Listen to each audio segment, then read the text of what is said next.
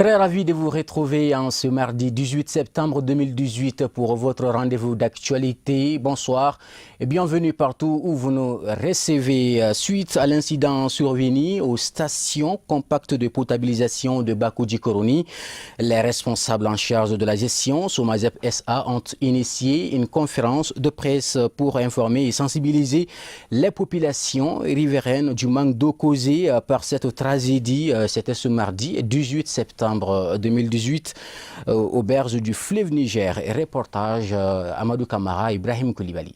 C'est suite à un incident grave survenu sur le ponton dans la nuit du vendredi 7 septembre 2018 à la station compacte de potabilisation de Bakou-Djikoroni, causé par 3 grandes pirogues emportées par le courant d'eau du fleuve, que des difficultés surviennent dans les ravitaillements en eau potable. Nous sommes sur la station compacte de Bakou-Djikoroni qui a été créée en 2008 avec une première phase qui a une capacité de production de 6 000 m3 jour.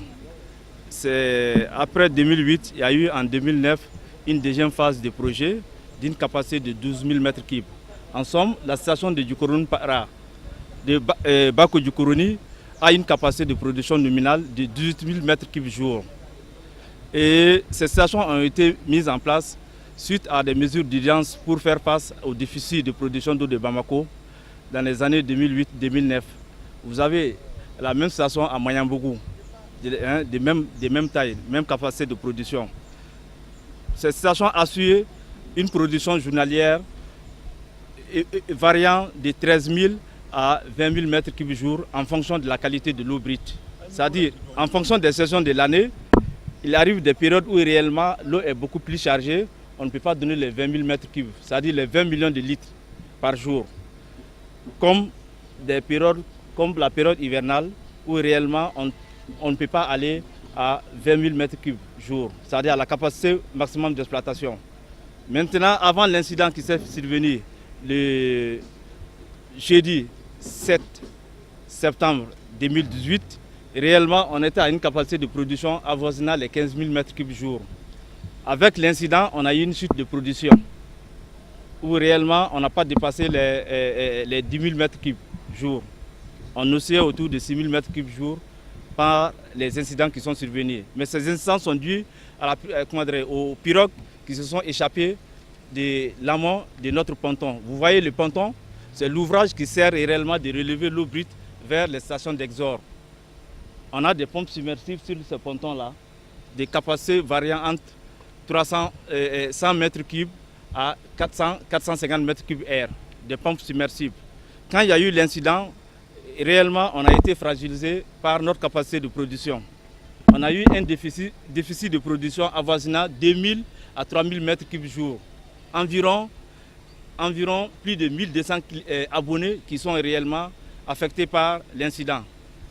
Selon les responsables de la Somagep, ces pirogues sont venues cogner les radeaux flottants en dessoudant les cordons de soudure. On a eu à faire des actions d'urgence, on a eu à faire des interventions pour remettre.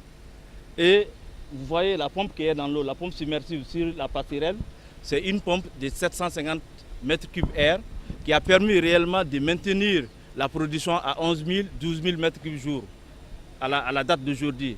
Mais cette production est insuffisante pour une station qui doit produire autour de 15 000 m3 en période hivernale.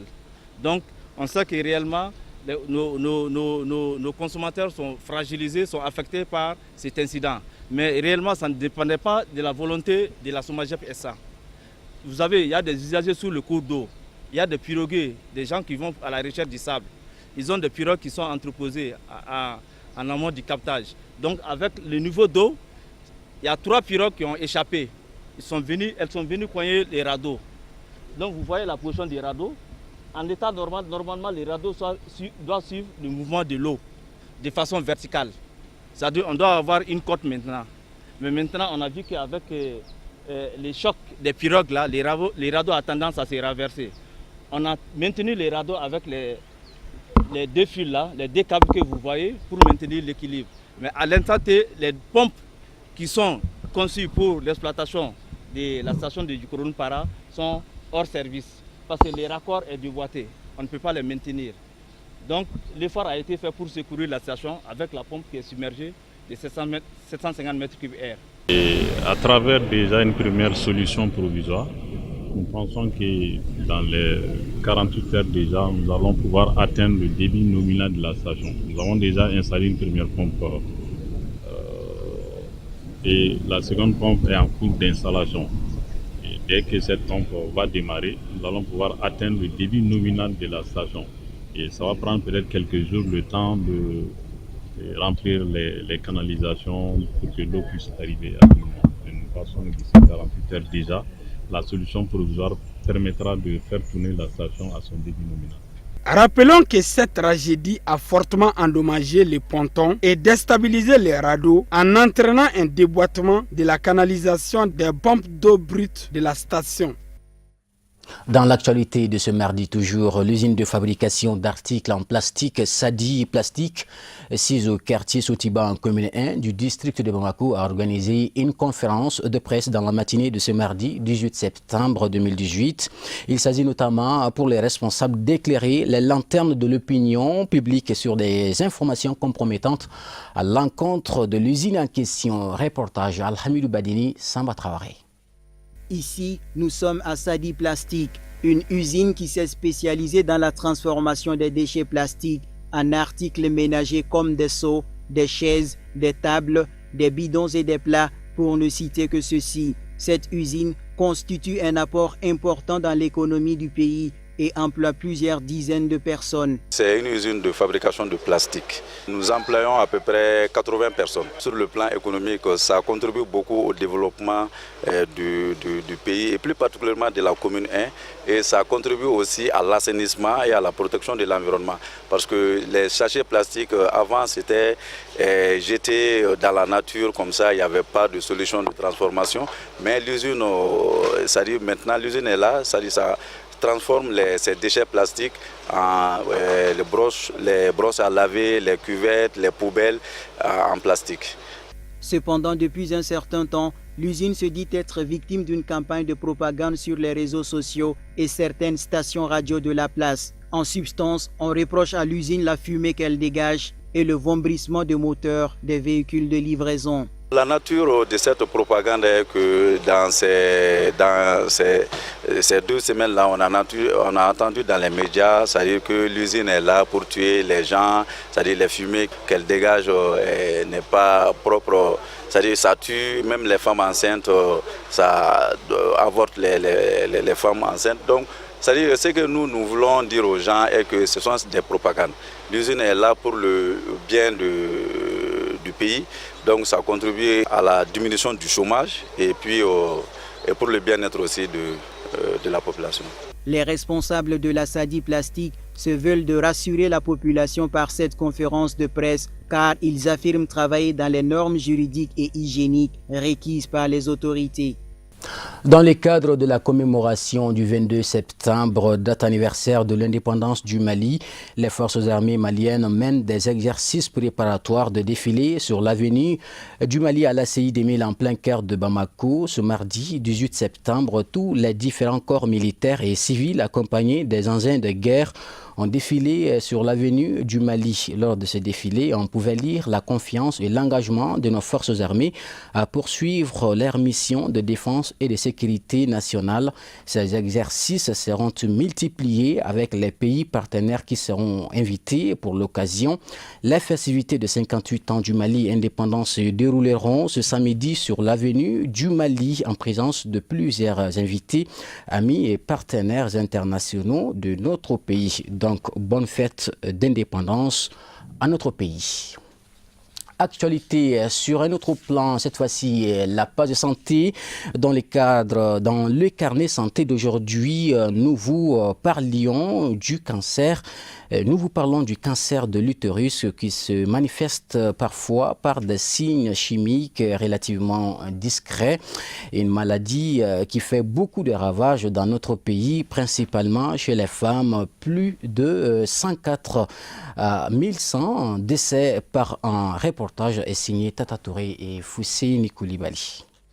C'est une pathologie mortelle qui a fait plus de victimes dans notre pays. Le cancer du col de l'utérus est une maladie sexuellement transmissible. Les causes sont des infections répétées, la sexualité précoce, le microtraumatisme pendant l'accouchement. Elle se manifeste par des saignements au moment des relations sexuelles. Autres signes sont des pertes blanches. Une phase terrible de cette maladie est l'apparition de fistules obstétricales entre le rectum et le vagin. Que faut-il faire quand on aperçoit ces signes?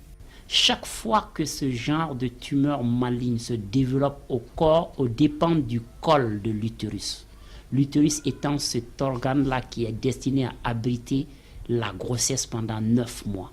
Sa partie qui est au-dessus du vagin est ce qu'on appelle le col. Donc, chaque fois que ces tumeurs malignes se développent aux dépens du col de l'utérus, on parle de cancer du col. Aujourd'hui, la phrase magique est de considérer que le cancer du col est une maladie sexuellement transmissible. Parce qu'on sait que c'est un petit virus qui en est l'agent responsable principal. Ce virus s'appelle le Human Papillomavirus, que nous abrévions HPV. Ce virus s'acquiert au cours des contacts sexuels.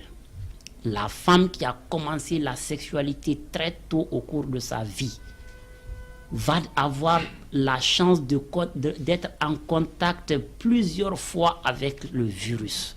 Donc, la probabilité pour qu'elle développe ce cancer-là va devenir plus élevée. Pareil, la femme qui a fait plusieurs accouchements a plus de risques d'avoir ce cancer parce qu'au cours de l'accouchement, il y a de microtraumatismes qui se créent au niveau du col qui vont favoriser le fait que si le virus est présent, il peut pénétrer en profondeur dans le col et induire ces transformations malignes.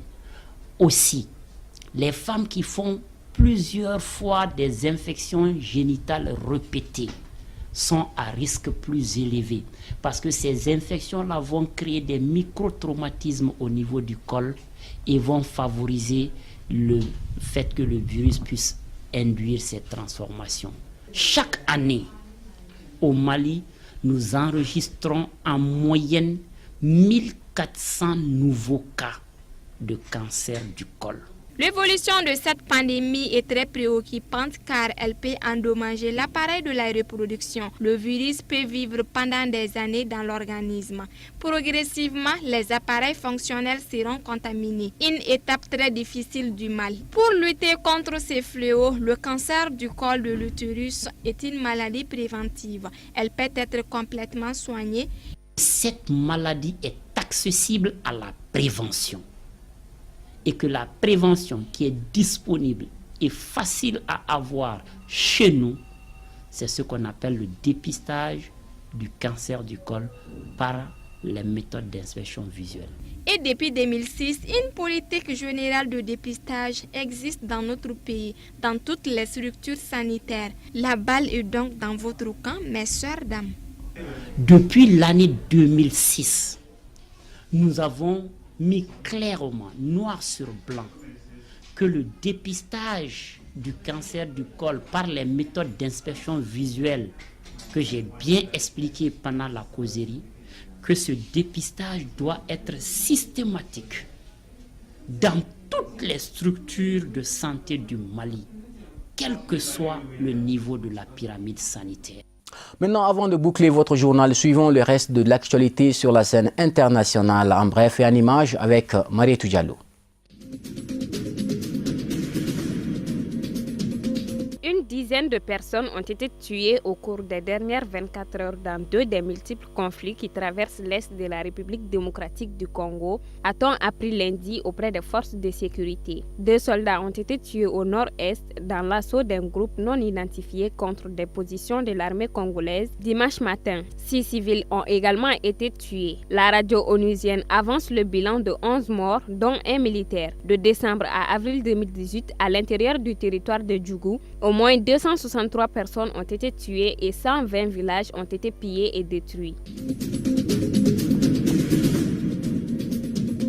Nous restons en République démocratique du Congo qui menace de quitter la Cour pénale internationale. La RDC qui, en son temps, avait contribué significativement à l'élaboration du statut de Rome portant création de la Cour pénale internationale et ensuite à la mise en œuvre de celui-ci, n'exclut point en désespoir de cause de s'en retirer. Ainsi prévenait le week-end dernier le vice-premier ministre et ministre des Affaires étrangères et de l'intégration régionale. Comme beaucoup de pays africains, la RDC estime que l'institution judiciaire internationale serait partielle et ne s'en prendrait qu'à des Africains. En effet, pense le chef de la diplomatie congolaise cité par des médias, le gouvernement détiendrait des preuves d'ingérence, d'instrumentalisation de la CPI par certains pays afin de s'ingérer dans le processus électoral. Kampala sort les griffes et accuse l'Union européenne d'ingérence dans ses affaires internes. En cause, l'adoption par le Parlement européen d'une résolution demandant l'annulation des poursuites contre les opposants politiques torturés. Une résolution qui n'est pas du goût des autorités qui la jugent inconcevable et dénonce même une tentative de subversion de ces institutions. Parmi les cas qui ont fait écho à cette résolution du Parlement européen figure celui du chanteur et opposant ougandais Robert Kyagulanyi, connu sous le nom de Bobi Wine, et de ses accusés. À la suite de l'incident survenu le 14 août au cours duquel des pierres avaient été jetées sur le convoi du président Yoweri Museveni, ces derniers avaient été inculpés. Angela Merkel, la chancelière allemande, séjournait en Algérie où elle espère renforcer les liens bilatéraux, mais également avancer sur l'épineux dossier de la crise migratoire. Point culminant de cette visite éclair, sa rencontre avec le chef de l'État algérien Abdelaziz Bouteflika, déjà reportée de plus d'1 an. En Algérie, où elle a atterri dans la journée de ce lundi, Madame Merkel a été accueillie par le premier ministre du pays, Ahmed Ouyaya, avec qui elle s'est ensuite entretenue. Elle s'est par la suite recueillie au sanctuaire des martyrs de la guerre d'indépendance algérienne sur les hauteurs de la baie d'Alger. Les relations économiques ont dû meubler une bonne partie des échanges alors que l'Allemagne espère renforcer son ancrage dans le commerce algérien, notamment dans le domaine de l'automobile, de l'énergie solaire, des ressources en eau, de l'habitat, de la sécurisation des frontières et de l'industrie militaire.